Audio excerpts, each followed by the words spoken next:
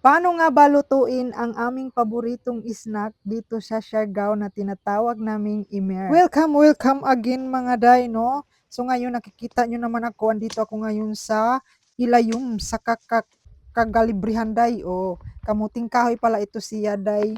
O, bakit ito tinatawag na kamuting kahoy day? O, kasi nga meron siyang kahoy, no? Ayan yung hawakan, kahoy man yan. O, di ba?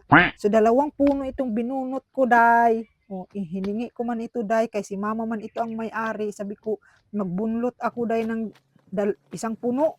O, dinalawa ko na day kay baka makulang day ba. Kay bibigyan ko pa man siya day pag maluto. Siyempre, balatan man natin ito, no, bago natin ito siya kudkurin day. O, pagkatapos ko nga day hugasan, ito na at kudkurin na natin siya ba. Pagkatapos nga natin itong kudkurin mga day, ay atin na itong pigaan.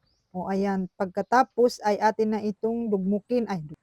Kumuha lang ako dito day ng 4 na pirasong istampil ko. Pwede naman yung saba day, yung overripe na saba. Pwede rin iyon day, pero gustong gusto ko itong saging na ito day kasi mabango ito siya day pag naluto. Pagkatapos ko nga dugmukin day ay hinalahalo ko na dito day. Nilagyan ko ng asin, asukal at nilagyan ko na rin ng ginadgad na kamuti.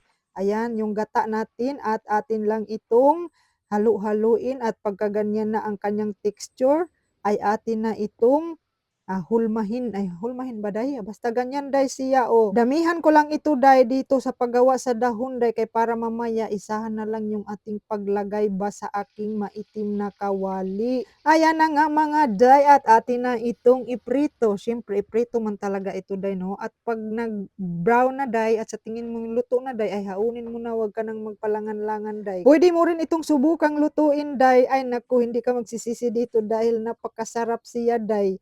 O manghingi ka lang ng kamuting kahoy sa iyong silingan day. O para makalibre ka at bigyan mo lang siya pag naluto.